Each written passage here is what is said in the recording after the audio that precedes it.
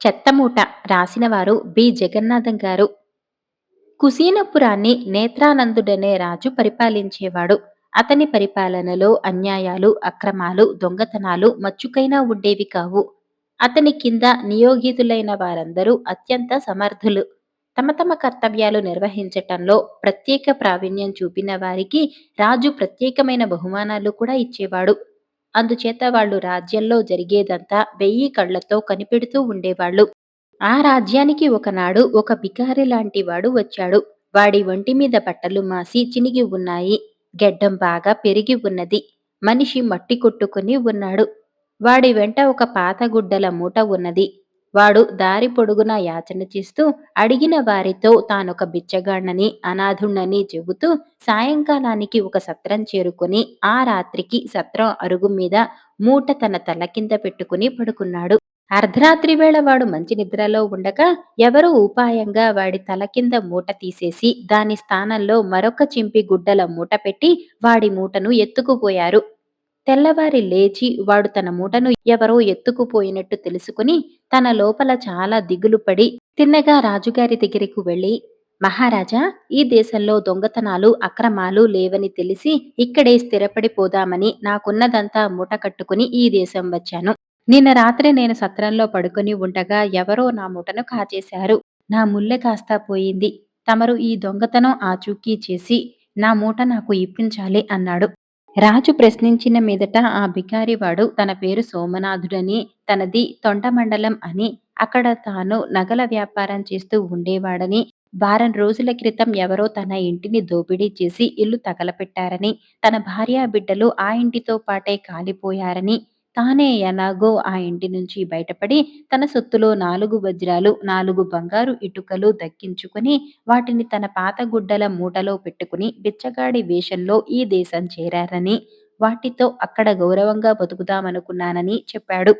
అంతా విని రాజు, ఈ దేశంలో అక్రమాలు, దొంగతనాలు అసలే జరగవన్నది అతిశయోక్తి. అటువంటివి ఈ దేశంలోనూ జరుగుతాయి.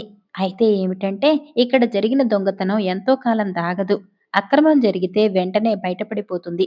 అందుచేత నీ మూట ఎక్కడికి పోదు. అది త్వరలోనే నీకు చేరేటట్టు చూస్తాను అన్నాడు. ఆయన తన సేవకులతో ఈ సోమనాథుడి చేత చక్కగా స్నానం చేయించి కట్టుకునేందుకు మంచి బట్టలిచ్చి భోజనం పెట్టించండి అన్నాడు. వాళ్ళు సోమనాథుణ్ణి తీసుకుపోయి అతని ఒళ్ళంతా శుభ్రంగా తోమి స్నానం చేయించారు. మంచి బట్టలిచ్చారు. తర్వాత మంచి భోజనం కూడా పెట్టించారు. ఈ రాత్రి సోమనాథుడు రాజుగారి దివాణంలోనే పడుకున్నాడు. మర్నాడు తెల్లవారగానే రాజు సోమనాథుణ్ణి పిలిపించి అతనికి ఒక పాత గుడ్డల మూట చూపి, ఇది నీ మూట అని అడిగాడు. సోమనాథుడు దాన్ని గుర్తించి ఆశ్చర్యానందాలతో అవునన్నాడు. అతను చెప్పినట్టే ఆ గుడ్డల మూటలో 4 వజ్రాలు, 4 బంగారు ఇటుకలు కూడా దాచపడి ఉన్నాయి. పోయిన సొమ్ము ఎంత త్వరలో చెక్కు చెదరకుండా దొరకటం చాలా ఆశ్చర్యం. కాని దొంగ ఏడి? అని సోమనాథుడు రాజును ప్రశ్నించాడు. నీ సొమ్ము నీకు దొరికింది కదా! దొంగ గురించి నీకెందుకు విచారం? వాడి సంగతి మేం చూసుకుంటాం. ఇంత ఆస్తి దగ్గర ఉంచుకుని నువ్వు మా దేశంలో బిచ్చగాడుగా బతకనవసరం లేదు. ఎలా బతకాలని నిర్ణయించుకున్నావు? అని రాజు అడిగాడు. మహారాజా, ఈ మూటలో ఉన్నదే నాకున్నదంతా. ఈ వజ్రాలను, బంగారాన్ని తగిన వెలకు అమ్మి దానితో సుఖంగా కాలక్షేపం చేద్దామనుకుంటున్నాను అన్నాడు సోమనాథుడు. అలా అయితే ఒక వజ్రాన్ని నేనే కొందామనుకుంటున్నాను. వెల ఎంతో చెప్పు అన్నాడు రాజు. మీరే తీసుకునేటట్టుంటే వెల ఎందుకు? ఒక వజ్రాన్ని కానుకగా పుచ్చుకోండి అన్నాడు సోమనాథుడు. చాలా సంతోషం. ఒకటి కానుకగా ఇచ్చి మరొక వజ్రాన్ని వెలకు అమ్ము అన్నాడు రాజు. కొనాలని పట్టుబడితే మీకు ఇష్టమైనంత ఇవ్వండి అన్నాడు సోమనాథుడు. అసలు దాని ధర ఎంతో చెప్పు. ఆ తర్వాత నా ఇష్టమైనంతే ఇస్తాను అన్నాడు రాజు. దాని అసలు వెల 100 నాణాలు అన్నాడు సోమనాథుడు. అంత తక్కువ? నగల వ్యాపారం చేశానంటున్నావు. దీని వెల ఎంత తక్కువ చెప్పావేం అన్నాడు రాజు. మహారాజా, నా కళ్ళ ఎదుటే నా భార్యా బిడ్డలు దుర్మరణం పాలయ్యారు. నా మతి మతిలో లేదు. వజ్రానికి మీరు మీకు తోచిన వెల ఇవ్వండి, తీసుకుంటాను అన్నాడు సోమనాథుడు. సరే, వీటికి రత్నవర్తకుల చేత వెల కట్టించి వారెంత ఇయ్యమంటే అంత ఇస్తాను. నా దగ్గర 2 వజ్రాలున్నాయి. వాటికింకా డబ్బివ్వలేదు. వాటిని చూసి ఎంత ఇవ్వచ్చునో చెప్పు అని రాజు 2 వజ్రాలు తెప్పించి సోమనాథుడికి చూపాడు. సోమనాథుడు వాటిని చూసి, ఒక్కొక్కటి రెండేసి వేలు చేస్తుంది అన్నాడు. ఇంతేనా? వీటిని నాకు అమ్ముతున్న వర్తకుడు ఒక్కొక్కటి పదేసి వేలు చేస్తుందన్నాడే అంటూ రాజు ఆ 2 వజ్రాలను కూడా సోమనాథుడి దగ్గరే ఉంచి తాను వెళ్ళిపోయాడు. ఆ రాత్రి కూడా సోమనాథుడు దివాణంలోనే ఒక గదిలో పడుకున్నాడు. అతను ఆ రాత్రి మూడో జాములోనే లేచి తన మూట తీసుకొని తానున్న ఇంటి వెనుక భాగానికి పోయి అక్కడ ఉన్న ప్రహరీ గోడ మీదుగా దూకి వీధి వెంబడి పోతూ ఉండగా రాజభటులు అతన్ని పట్టుకుని తీసుకుపోయి కారాగృహంలో ఉంచారు. పన్నాడు రాజుగారు సోమనాథుణ్ణి విచారణ చేశాడు. ఆ సమయంలో రాజు ఈ విషయాలను బయటపెట్టాడు. అధికారుల కంటపడకుండా ఎవరూ రాజ్యంలోకి అడుగు పెట్టలేరు. సోమనాథుడు రాజ్యపు పొలిమేరలోకి వచ్చిన క్షణం నుంచి అతన్ని అధికారులు కనిపెట్టే ఉన్నారు. పనికిమాలిన గుడ్డల మూట గురించి సోమనాథుడు కనపరిచే శ్రద్ధ చూడగా అందులో విలువగల వస్తువులున్నట్టు స్పష్టమైంది. సత్రం అధికారే అర్ధరాత్రి వేళ ఆ మూటను సోమనాథుడి తలకింది నుంచి తీయించాడు. ఈ రాజ్యంలో దొంగతనాలు జరుగవని విని ఉండటం చేత సోమనాథుడు నిశ్చింతగా ఆదమరిచి నిద్రపోయాడు. దొంగలించిన మూటను సత్రం అధికారి రాజుగారికే పంపించాడు. తన మూట పోవటం గురించి సోమనాథుడు సత్రంలో ఎవరితోనూ ఏమీ అనక తిన్నగా రాజుగారికే ఫిర్యాదు చేయటంలో విశేషం ఉన్నది. ఆ మూటలో విలువగల వస్తువులున్న సంగతి దొంగలకు కాని మామూలు మనుషులకు కాని తెలియటం సోమనాథుడికి ఇష్టం లేదు. అందుచేత ఆ మూటలో ఉన్నది దొంగ సొమ్ము అయి ఉండవచ్చు. సోమనాథుడు తన పూర్వకథ రాజుగారితో చెప్పాడు. అందులో ఒక్కటి కూడా నిజం కాదని స్పష్టమైంది. తన మూటలో మిగిలిన కొద్ది సొత్తు కోసం రాజుగారికి ఫిర్యాదు చేసిన వాడు తన యావదాస్తి, భార్య, పిల్లలు, ఇల్లు పోతే వెంటనే స్వస్థలం విడిచి దేశాంతరాలకు బయలుదేరాడు. అతని స్వస్థలం నుంచి ఈ రాజ్యానికి కనీసం వారం రోజులు ప్రయాణం. కాలిపోయిన ఇంటి నుంచి కొద్ది సొత్తుతోనూ ప్రాణాలతోనూ బయటపడ్డానంటున్న సోమనాథుడి శరీరం మీద ఒక గాయం కాని కాలిన బొబ్బ గుర్తు కాని లేదని అతని చేత స్నానం చేయించిన రాజభటులు చెప్పారు.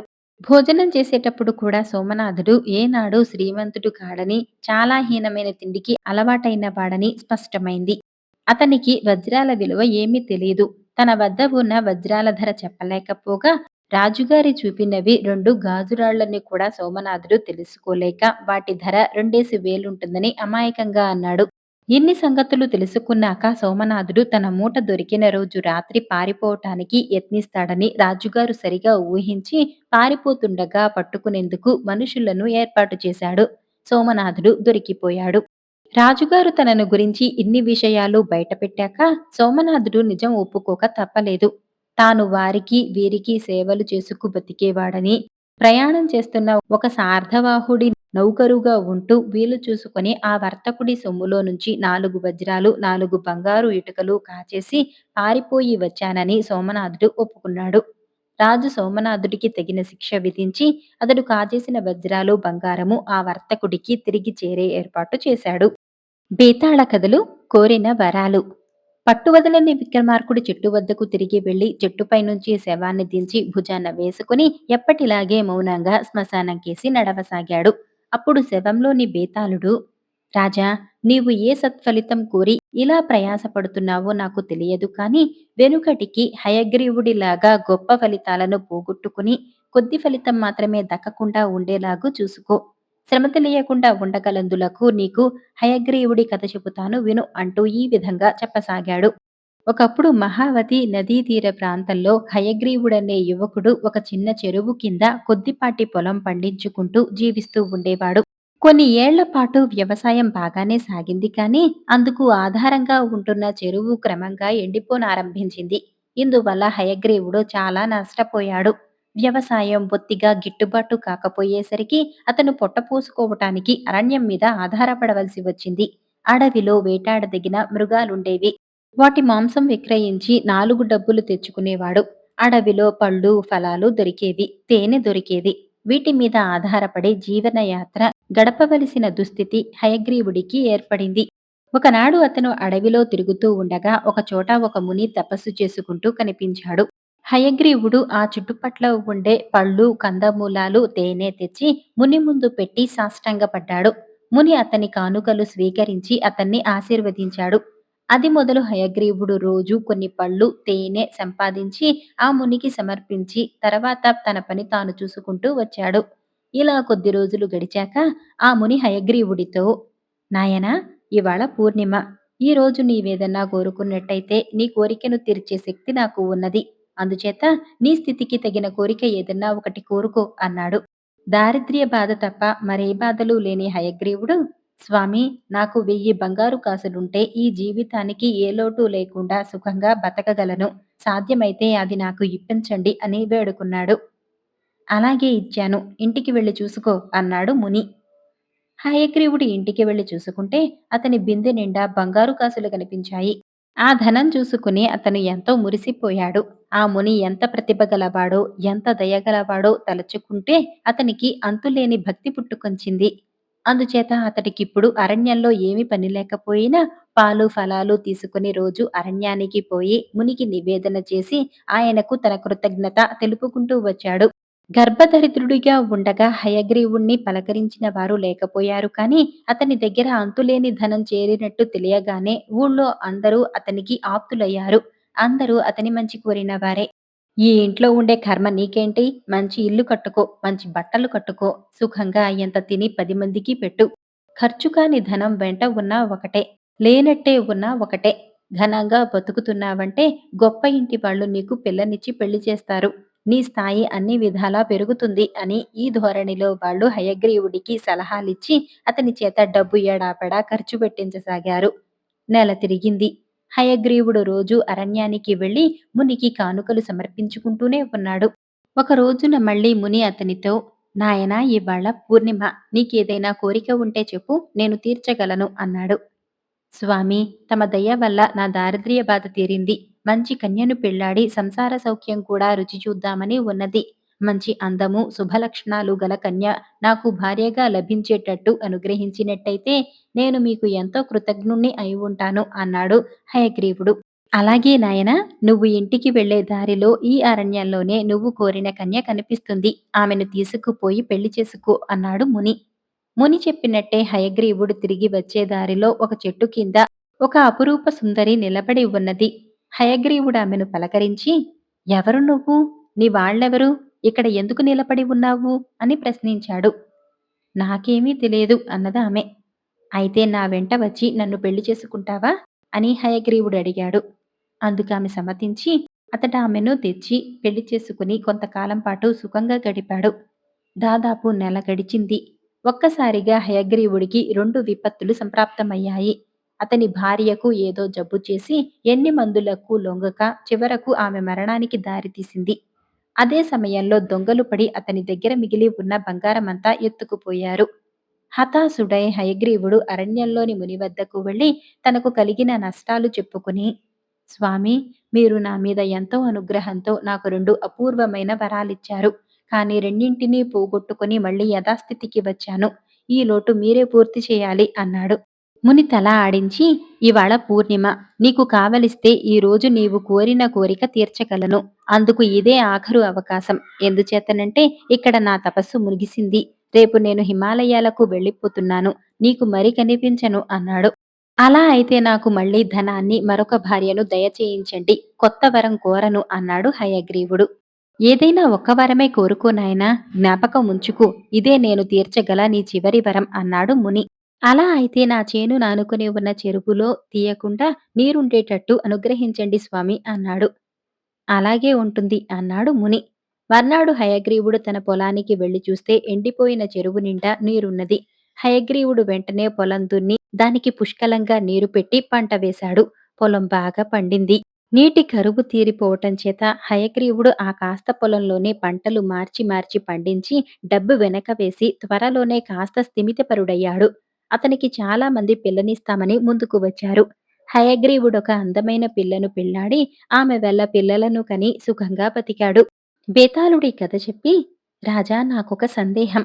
తనకు ధనము, భార్య తప్ప ఇంకేమీ అవసరం లేదన్న హయగ్రీవుడు ఏదో ఒకటే కోరమని అన్నప్పుడు ఆ రెండింటిలో ఏదో ఒకటి కోరక మూడోది ఎందుకు కోరాడు? ఈ ప్రశ్నకు సమాధానం తెలిసి కూడా చెప్పకపోయావో నీ తల పగిలిపోతుంది అన్నాడు.